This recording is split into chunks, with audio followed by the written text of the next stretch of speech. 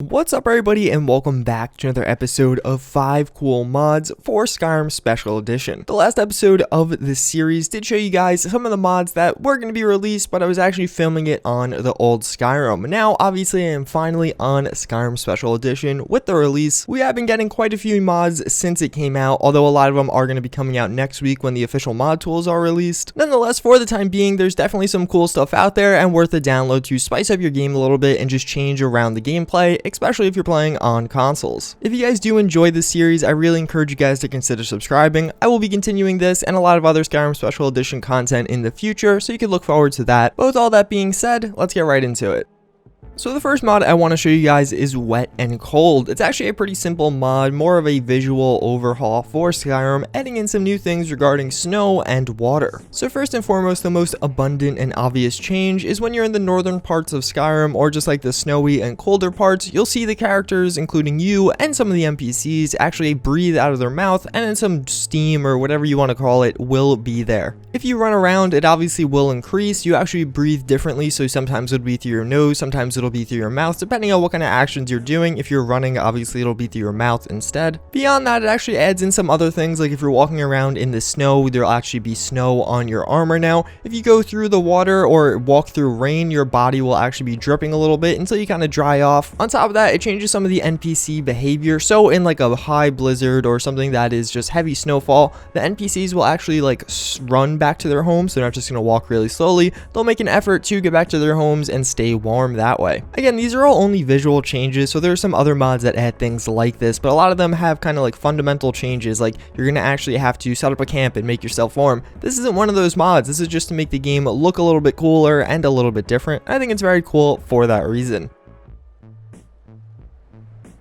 So next up we do have Rue de Roda. I'm not really sure how to pronounce this one. Basically what it adds in is a Nord or Stormcloak themed house right by the Windhelm stables. There is a non-Stormcloak version available on regular Skyrim, but that hasn't made its way over to the Xbox One version just yet. Nonetheless, I don't think it makes too big of a difference. Obviously the house has a lot of Stormcloak memorabilia, so it's kind of suggesting you are a part of that faction, which I happen to be, so it's fitting for me. Nonetheless, the house itself does look really nice. It comes with all the essentials you would want, tons of storage, a lot of crafting on the outside, and even around back you could find a sauna if you travel up there. Everything inside the house is just very high quality. It has a very homey and hearth feel. You definitely feel like safe and warm inside the house, which may seem a little tacky, but with the enhanced loading screens, and actually this is a great clip showing that. I don't actually edit out any of the loading screens for any of these. This is just normal Skyrim running on an SSD, and it is extremely quick going in and out of this house. All around a very cool house mod. There aren't many released just yet, and especially if you do plan on joining the Stormcloaks, this is going to be great for your character and obviously have kind of a roleplay or lore related feel.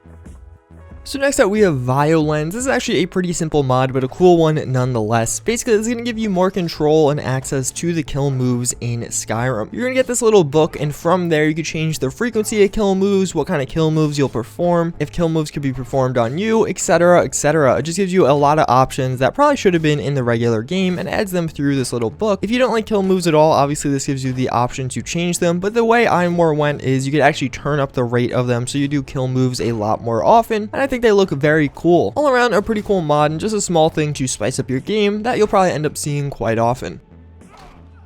So up next we have Elemental Destruction Magic. This is actually a pretty cool mod, basically adding in some different spells for 3 different categories. That being water, earth, and wind. Obviously these are like elemental categories, kind of a Avatar The Last Airbender kind of feel to them, although obviously no fire, but I guess that's already in Skyrim by itself. Nonetheless, this mod's pretty fleshed out. It has a few different skills that kind of look a little bit differently. I especially like the look of a lot of the wind ones. I just think they look very cool as you're casting some of the skills and of course getting attacked by them. On top of that, it actually has different weaknesses and strengths based on some of the different enemies. For example, for the earth spells, orcs trolls will actually be pretty good against them. So if you use earth spells on either of those enemies, it won't do that much damage. On the other side of things, if you use them on spiders, you're going to be doing a lot more damage than you otherwise would, and it's nice to have that kind of functionality, almost a balancing system for this mod. All around, it's a pretty cool mod, adding in some diversity to the game and keeping things spicy for you mages out there that want to have a little bit of a difference rather than just from the original Skyrim.